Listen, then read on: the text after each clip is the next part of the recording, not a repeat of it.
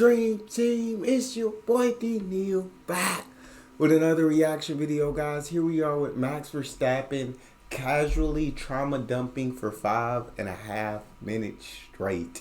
I'm excited to jump in. Before we do, make sure you subscribe, ring notification bell, get the video a thumbs up so it gets suggested. Who we got?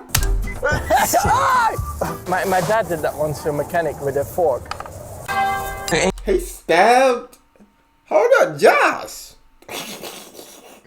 Josh, you stabbing mechanics though? Or Yoss, however you say it. He stabbed a mechanic in the head? Nah, his dad wild already, dog. My dad did that once to a mechanic with a fork. Als ik één keer wat zegt, dan gooi ik eruit. Ja, we stoppen bij het tankstation, hij zegt eruit.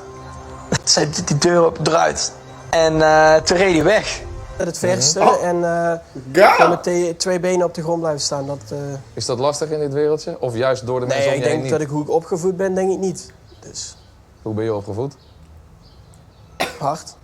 Hard? Maar, ja, natuurlijk met mijn vader. Ja, absoluut. Was die hard? Qua racegebied. Ja. Zeg maar, strikt, ja. Maar strikt Nou, als in... Gewoon, ik moest er wel serieus mee bezig zijn. Anders dan wou hij ermee stoppen. En ik moest wel... alles ervoor over hebben, zeg maar. Terwijl de andere kinderen voor leuk beetje spelen, beetje rond. Ja, maar ik zeg, wat heb jij ervoor gelaten allemaal? Want je moet ook offers brengen, toch? Misschien voel je dat helemaal niet zo. Omdat je doet wat je het leukste vindt, maar... Ik vond het ook soms leuk om een zaterdag te gaan voetballen of zo. Snap je? Maar dat wilde je vader niet hebben. Nee. Nee? His dad, you hear about a lot of these like great athletes or celebrities with like very strict dads, like the Jackson 5. You watch that movie, you see the Ball brothers, but that whatever they do end up working because it's like they get their kids as to the highest, to the peak of whatever sport or avenue that they want to go down, and they become very successful. They learn discipline at a very young age, so. I guess it worked. Max Verstappen is an amazing champion, breaking all kind of records in Formula One. So I guess it worked. But yeah, his dad definitely sounded a little harsh. I was of course upset, but my dad was really, really upset and disappointed in me, of course. So he, of course, broke down like the tent, everything he threw in the van. I had to pick up the go-kart with a friend of mine on the track after the race because my dad said I had to do it myself.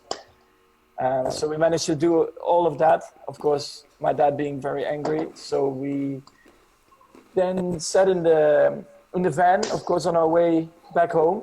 But I wanted to talk to my dad about what happened, about my opinion about the incident. But my dad didn't want to talk to me, so I kept trying. And at one point he said, like, get out, like here at the fuel. He stopped at the fuel station. He said, get out. I don't want to talk to you anymore. Something after Wednesdays after school, because school was finished at 12. Yeah. We went to the go-kart track, and it was in the winter time. It was freezing, so I let the van run so he could warm up, and then we did 10 laps. Cold. I said, okay, go warm up. And then 3 minutes later, where is he now? I said, come on, I'm still cold. I said, I don't care, drive. And then he couldn't. He said, I'm still cold. I don't care, drive. Jack.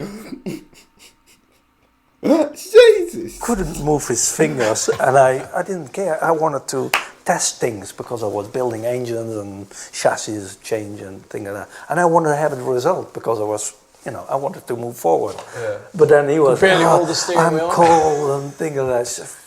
And then when the fingers warm up, then again, and that's very painful. And I said, shut up. It is.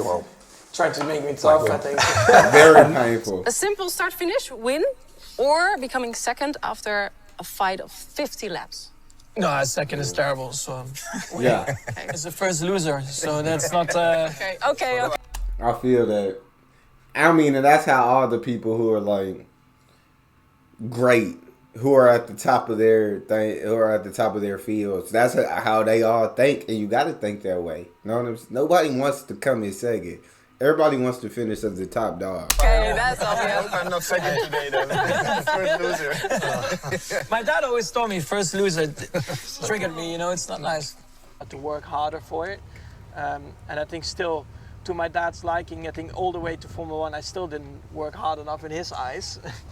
I was just just getting started in Formula Renault 2 liters testing, and then I got invited for an F3 test, and it was a lot tougher. So after a few runs, I could not keep my head up, and then my dad, I needed like padding on the side in Valencia, and also because it was anti-clockwise, so it made it even worse.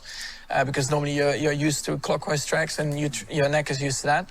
And then my dad called it a pussy pad. Since that day, I told him, because I couldn't keep my head up, so I had to use it. Since that day, I refuse to use it. To use the pussy pad. Exactly. I said, because, what was it, in 2020, like, we arrived at Mugello, nobody really knew how heavy it was going to be, and some drivers already put the padding in, and the team asked me, like, do you want padding as well? I said, even if my head falls off, I am not using it. I say, even if my head falls off, I'm not using it.